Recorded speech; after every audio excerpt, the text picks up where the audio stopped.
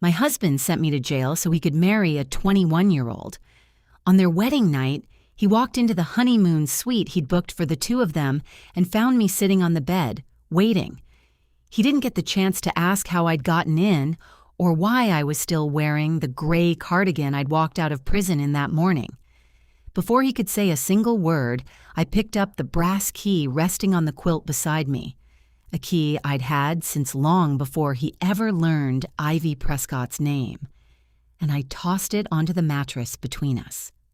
"You have 10 minutes, I said. Behind him, still in her wedding dress, Ivy went very still.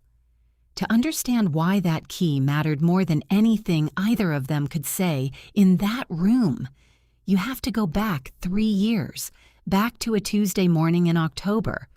The last morning, I still believed the life I'd built was solid ground under my feet.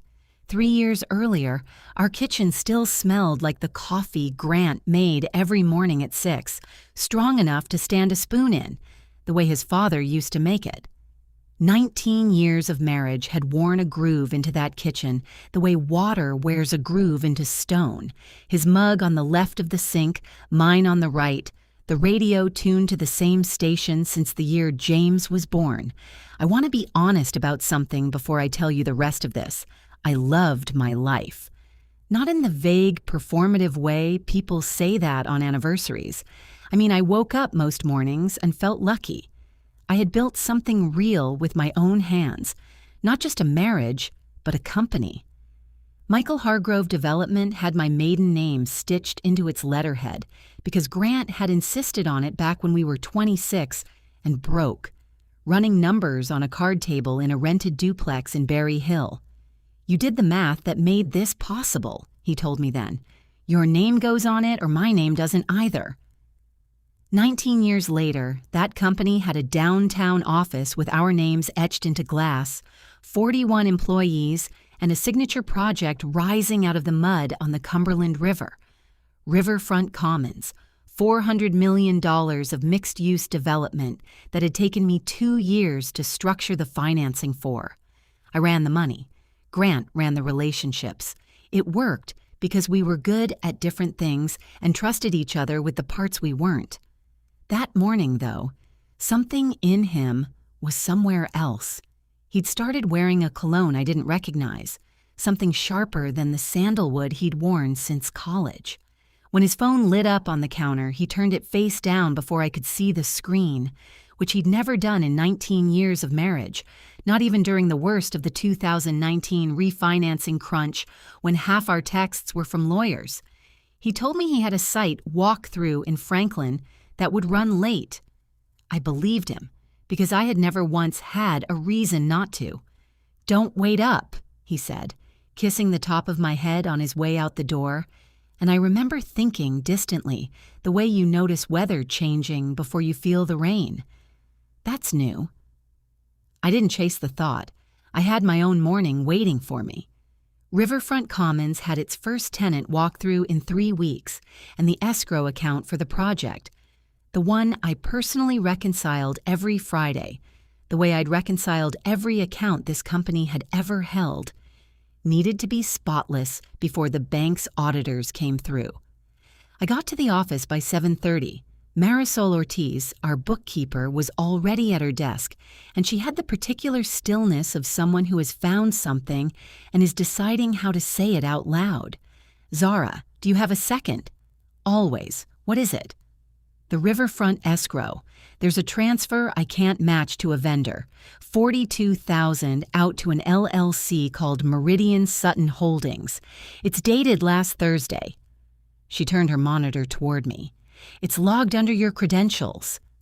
I remember laughing, actually laughing, because it was such an easy thing to explain away. I didn't authorize anything Thursday. I was in Chattanooga all week for the site inspection.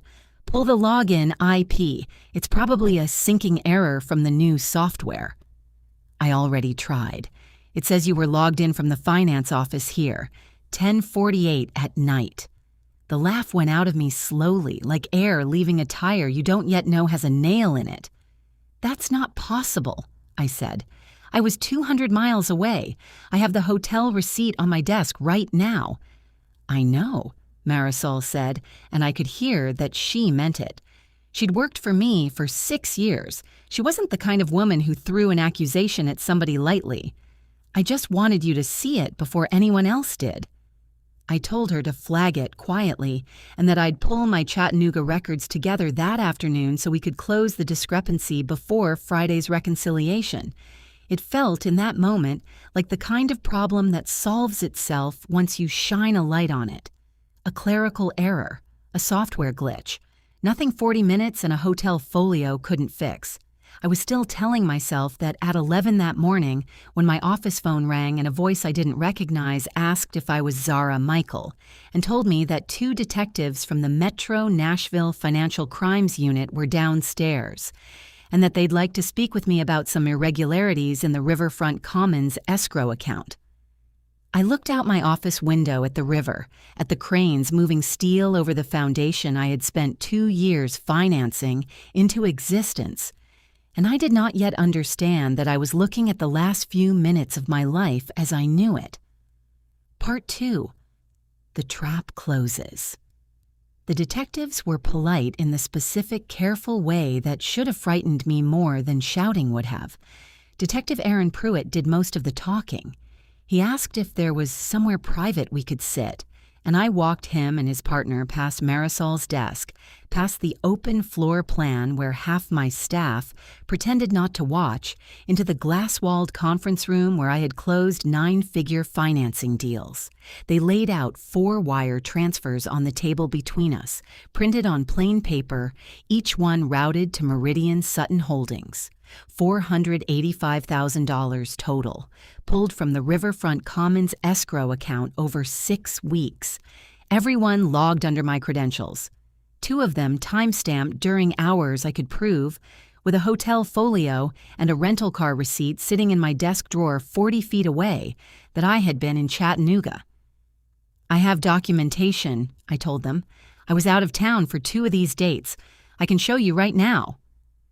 "We'd welcome that," Pruitt said, in a tone that made clear he had already decided what shape this story was going to take, and my alibi was going to have to fight its way into it rather than simply be received. I called for Marisol to bring my travel folder. What I didn't know yet, what I wouldn't understand for 2 more years, was that the folder she brought back had already been quietly gone through. Not by her. The travel receipts for the 2 nights that mattered most were missing. I would spend a long time in a cell, wondering whether I'd simply misfiled them in the chaos of that morning before I learned better. Grant arrived at the office 40 minutes later, summoned, he said, by a panicked call from our office manager. He came into the conference room with his tie loosened like a man who'd been dragged from something urgent, and he put his hand on my shoulder and he said all the right words. "This is insane. My wife would never. There has to be an explanation."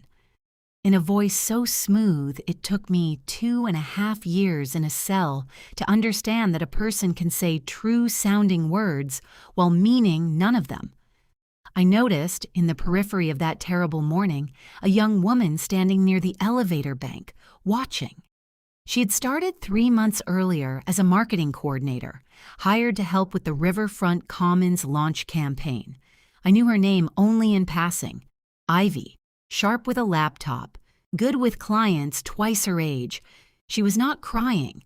She was watching Grant with an expression I filed away without understanding, an expression that, in hindsight, was not shock, but a kind of held breath, like someone watching a door she had been told privately was about to open. "Grant, Zara, don't say anything else until we get you a lawyer. I'll call Roy Fenwick right now. He handled the Ashcroft litigation for us. He'll have this cleared up by lunch." I said yes. I trusted him completely, in the particular dangerous way you trust a person you have shared a bed with for 19 years. Not because you have examined the trust recently, but because you have never needed to. They put handcuffs on me in front of 41 employees.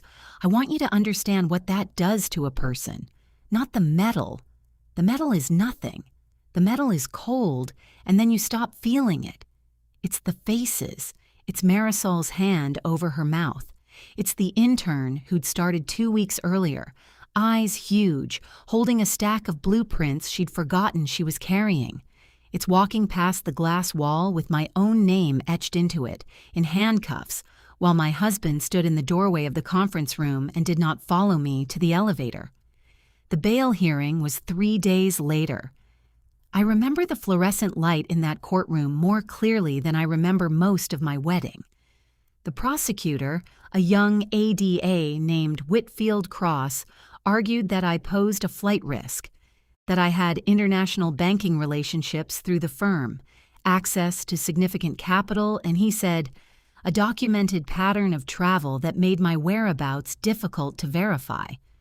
I looked at Roy Fenwick, waiting for him to object, to point out that documented pattern of travel was doing an enormous amount of work to describe 2 business trips I had receipts for.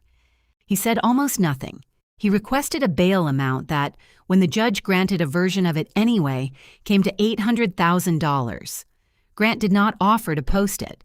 He told me, in the 10 minutes we were allowed together afterward, separated by a scarred plexiglass divider, that our accounts were frozen pending the investigation and his hands were tied, that he'd spoken to the bank and there was nothing liquid he could access without triggering more scrutiny onto both of us.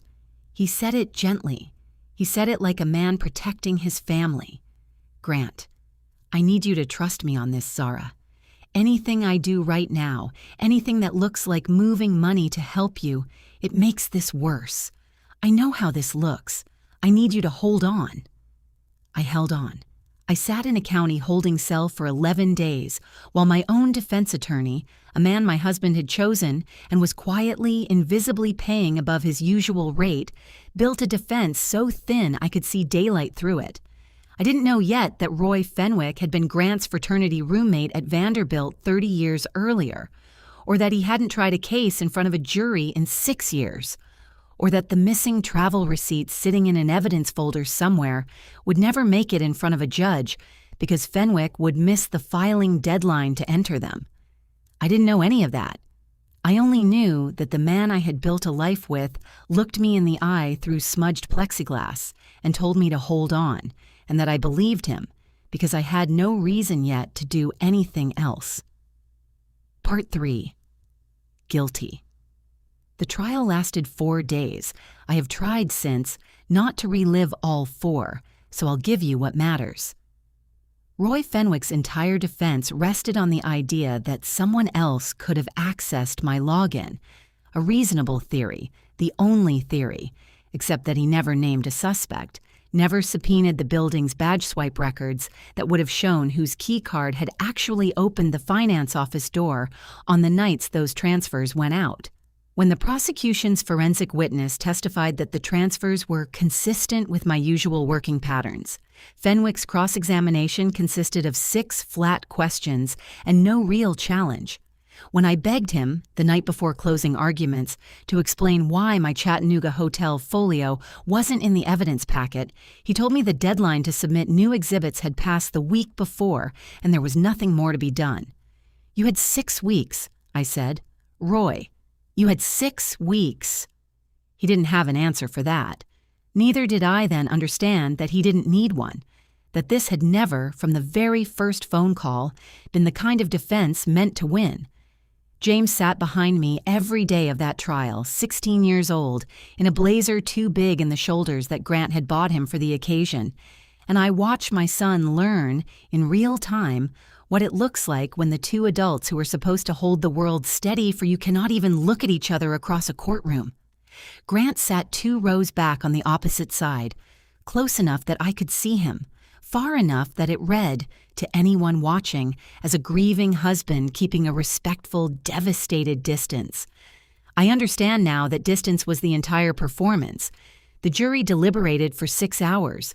When the foreman said, "Guilty," I did not look at Grant. I looked at James, because I needed, more than I needed air in that moment, to see my son's face and let him see mine, to show him that whatever the state of Tennessee had just decided about who I was, it was not going to be the last true thing he ever knew about his mother. Sentencing came 3 weeks later, 4 years, with the possibility of parole after 2.5. They gave me 20 minutes with James before transport. 20 minutes, in a room with a table bolted to the floor, 6 weeks before he was supposed to leave for his freshman year at UT Knoxville. A departure we had planned together for a year, dorm shopping and move-in logistics, and a running joke about whether he'd survive without my cooking. None of that was going to happen the way we'd planned it. James, I don't believe it, any of it. I don't care what the jury said. Zara, I need you to go to Knoxville. I need you to go and do the thing we planned, exactly the way we planned it. Don't let this take that from you, too. James, how am I supposed to just go to college like nothing happened? Zara, because I am going to need you whole when I get out of here. Not wrecked, whole. That's the only thing I'm asking you for. He cried the way 19-year-old boys try not to cry, jaw locked, shoulders shaking anyway, and I held his face in both my hands the way I had when he was small enough to carry, and I told him I loved him, and then a corrections officer told us our time was up. They transported me to Tennessee prison for women 2 days later. I won't describe the intake process in detail. The parts of it that were designed to strip away dignity did their job efficiently, and I don't think dwelling on the mechanics serves either of us. What I'll tell you is the moment that mattered, the sound of a cell door on a rolling track, closing behind me for the first time, a sound so specific and so final that I still hear it sometimes in ordinary doors closing years later. My cellmate was already inside when they walked me in. A woman maybe 10 years older than me, sitting cross-legged on the bottom bunk with a paperback held up close to her face, reading glasses pushed to the end of her nose. She looked at me for a long moment, taking in whatever it is people in that place learn to read off a new arrival's face. Des. First week's the worst one. After that, it's just Tuesday, over and over, for a while. What did they say you did?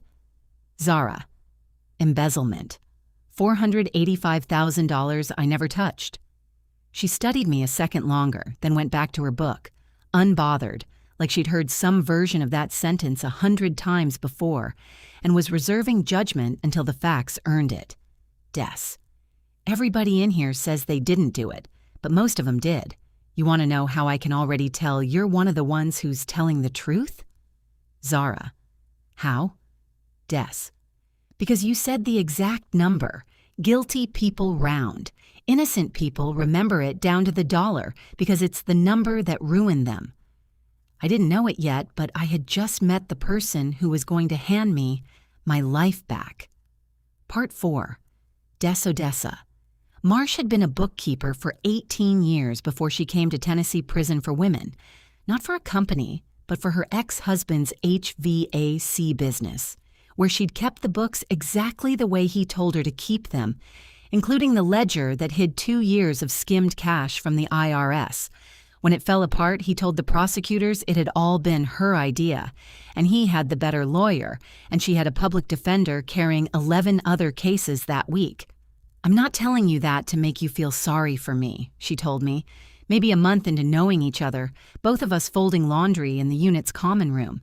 I'm telling you because I know exactly what it looks like when a man builds a case with somebody else's name on it. I lived inside one for 2 years before I understood what he'd done.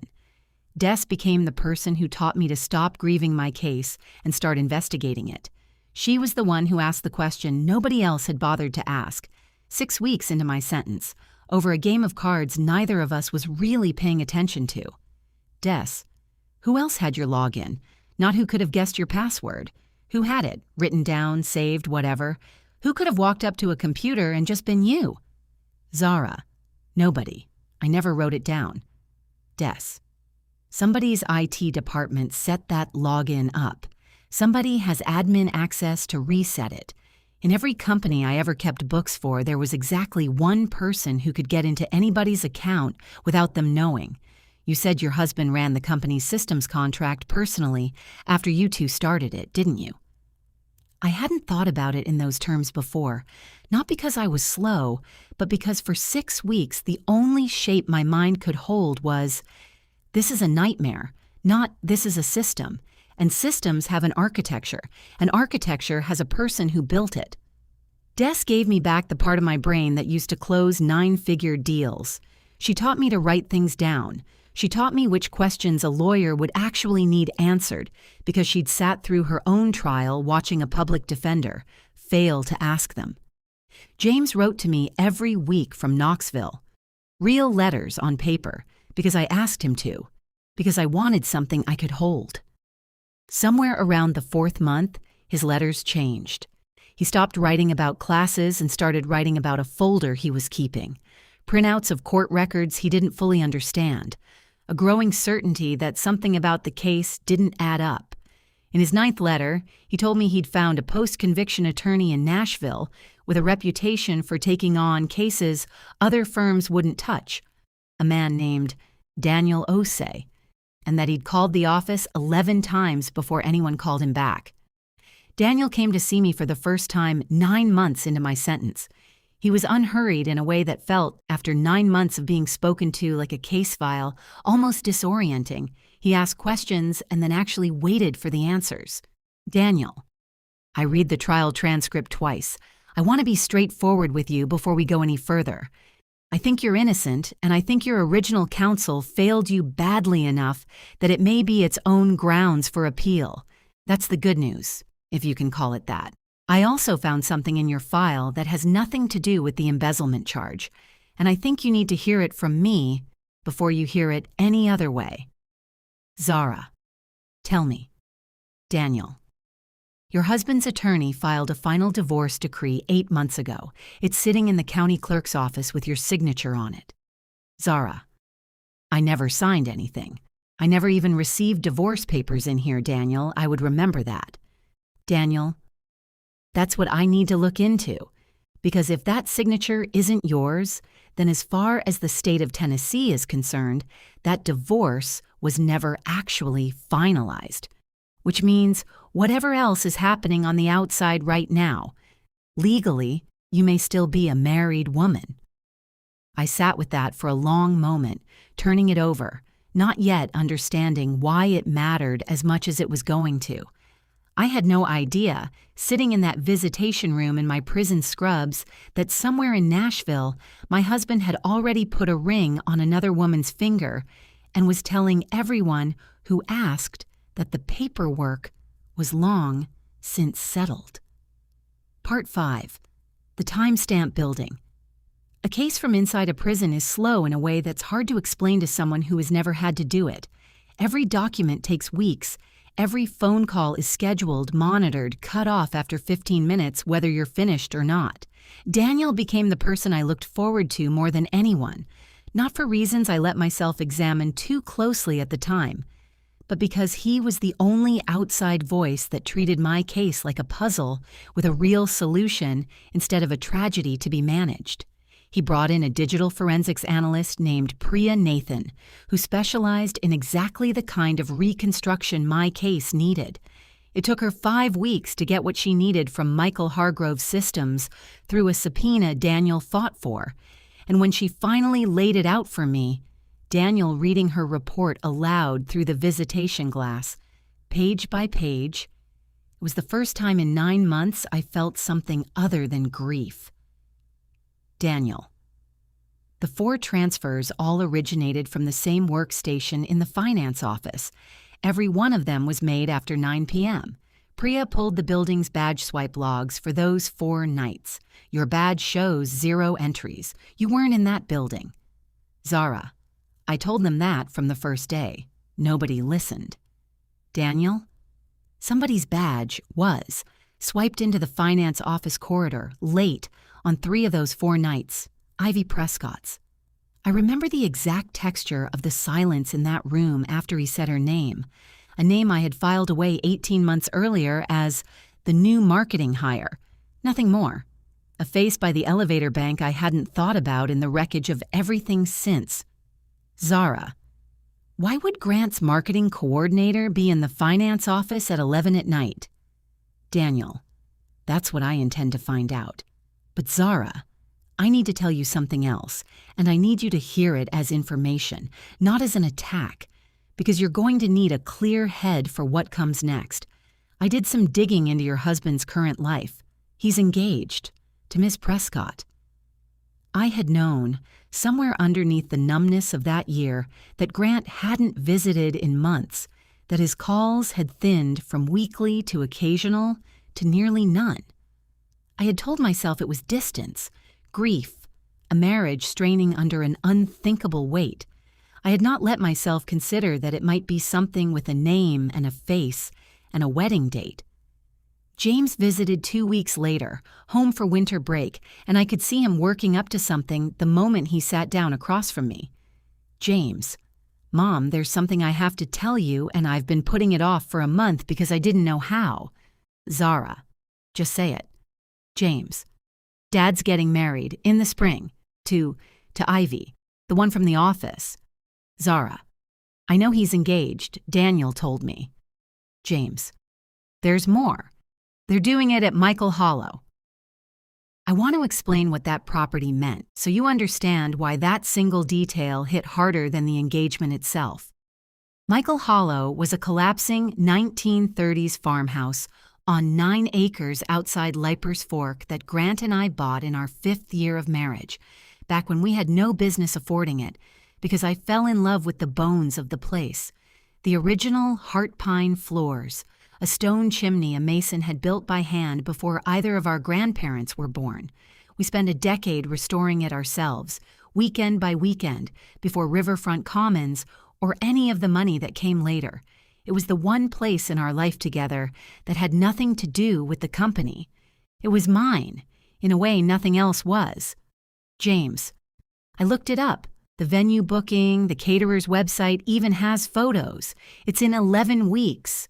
11 weeks. I did the math without wanting to.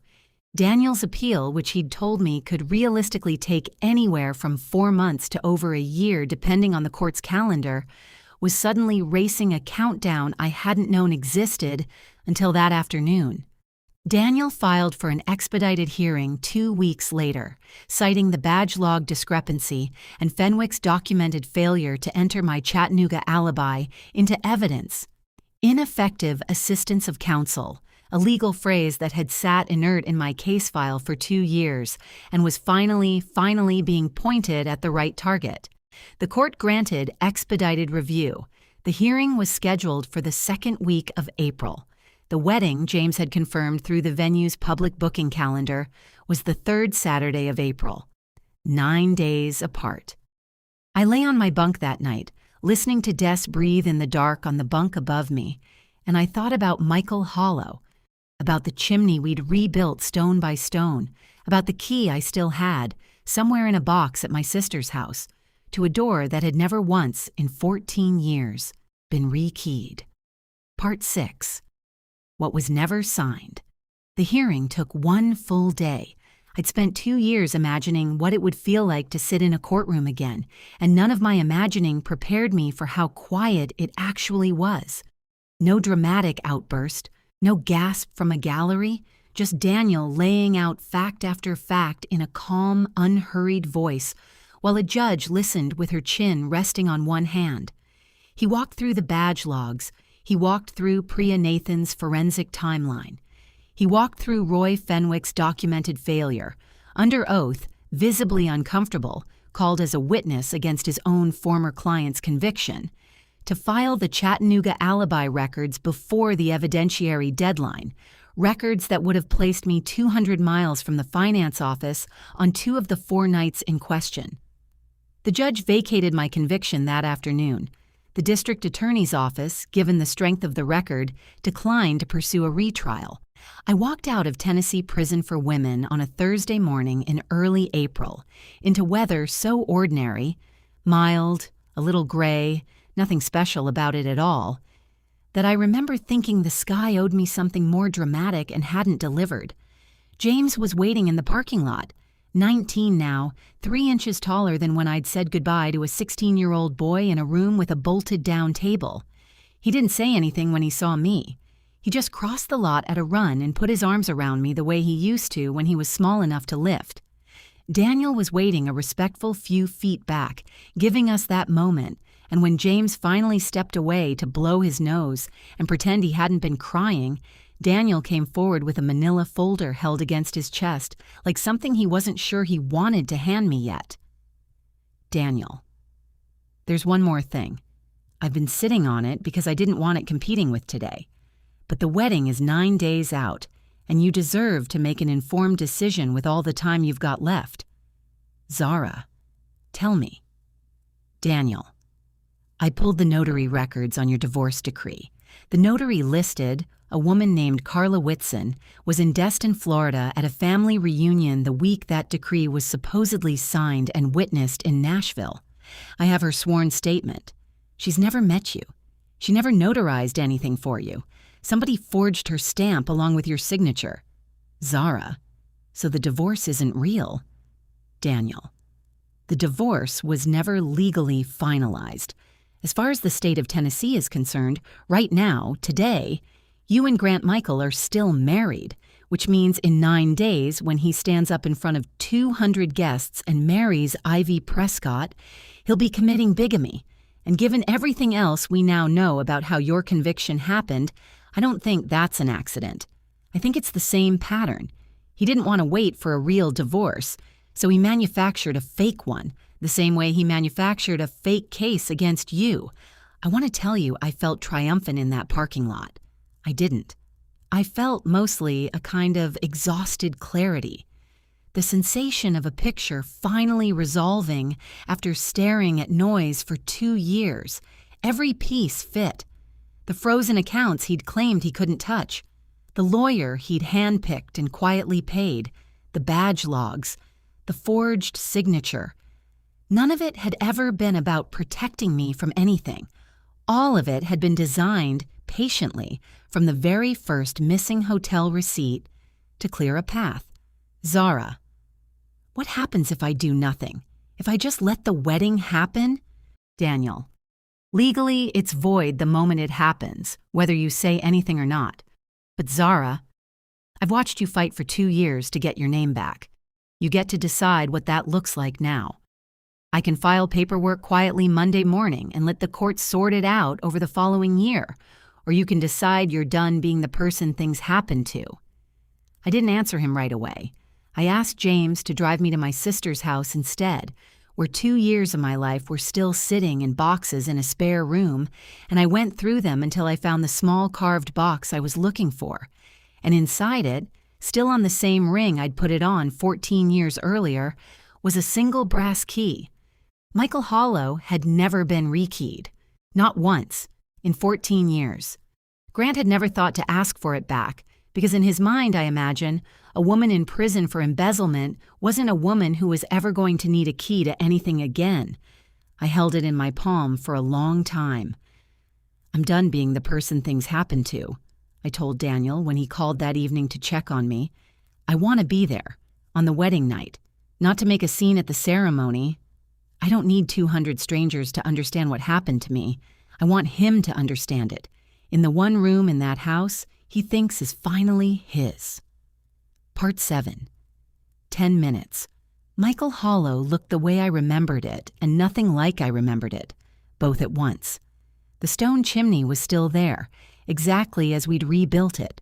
Someone had strung the oak trees with 100 small white lights and set out 200 white chairs on the lawn I used to mow myself on Saturday mornings, and I stood at the edge of the tree line in a plain navy dress.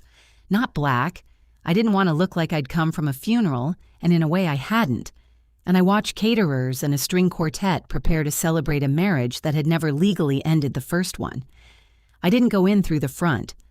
I walked around to the side kitchen entrance, the one Grant and I had built ourselves with reclaimed barnwood, and I found Otis Kendall standing near the herb garden he'd tended for us for 11 years, since we first hired him as a part-time groundskeeper, back when we could barely afford him. He looked at me for a long moment.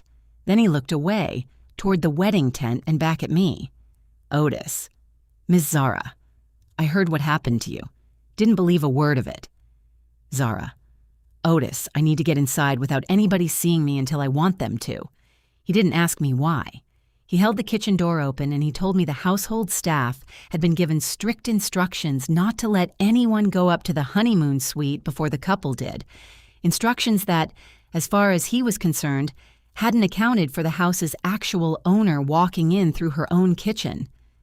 The suite was the room Grant and I had built out of the old hayloft 20 years earlier, with a wall of windows facing the ridgeline. I sat on the edge of the bed we had chosen together, in a house I had rebuilt board by board, and I listened to the ceremony happen 100 yards away and 40 feet below. String music, faint applause, a pastor's voice too distant to make out words, and then a swell of cheering that told me, more clearly than any announcement could have, that it was done. That my husband had just married another woman while still legally married to me. I waited 40 more minutes. I listened to the reception move through its motions.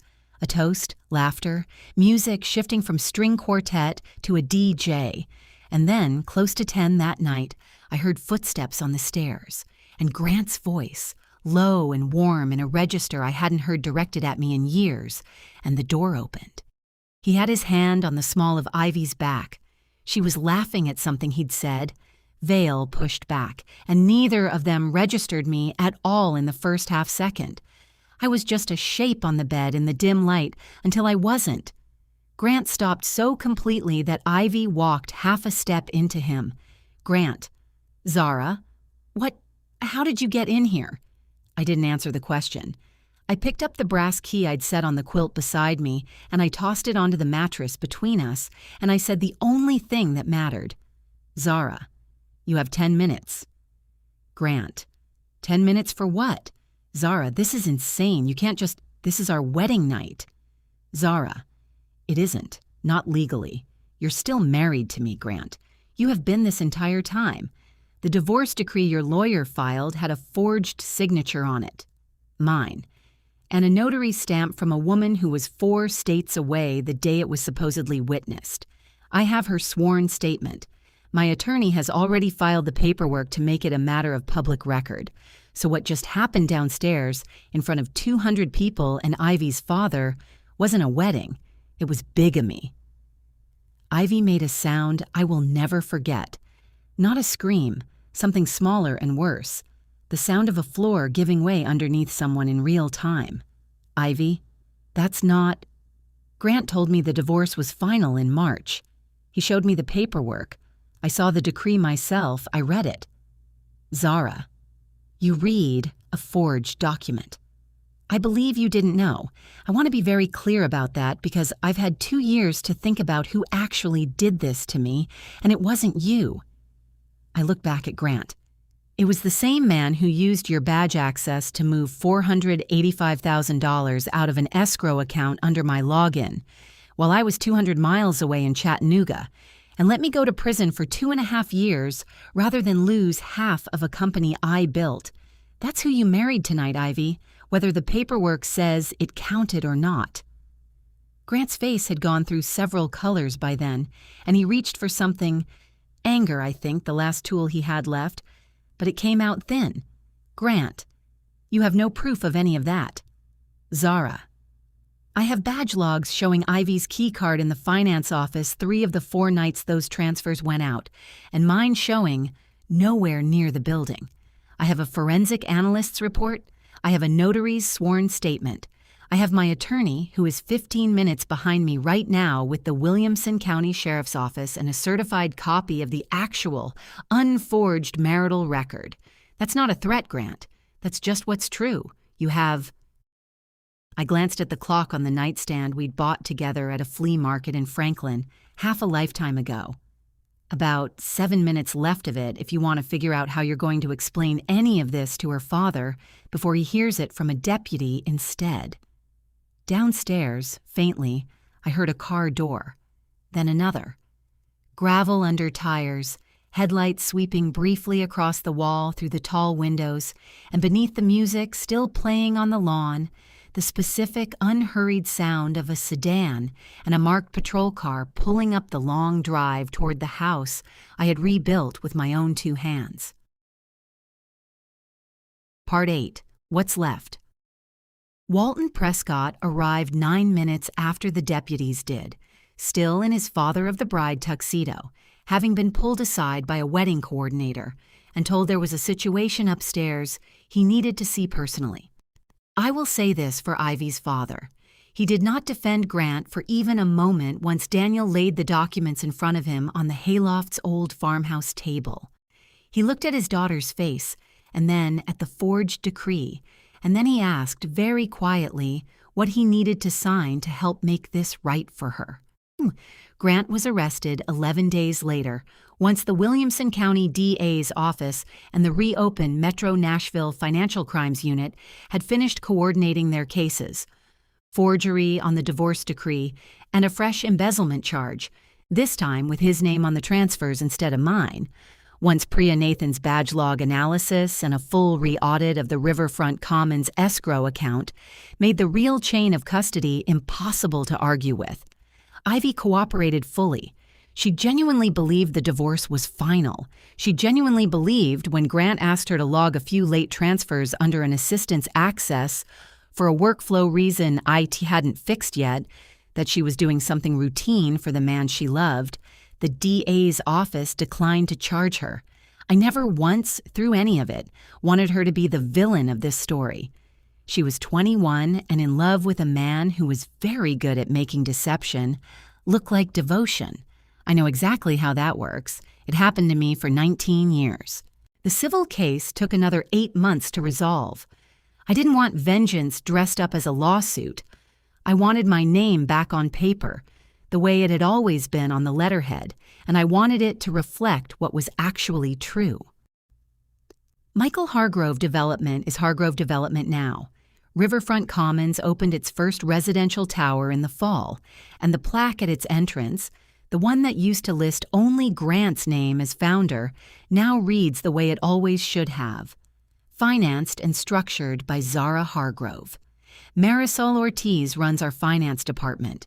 She was the only person in that building who looked for the truth before anyone told her what the truth was supposed to be, and I have never forgotten it.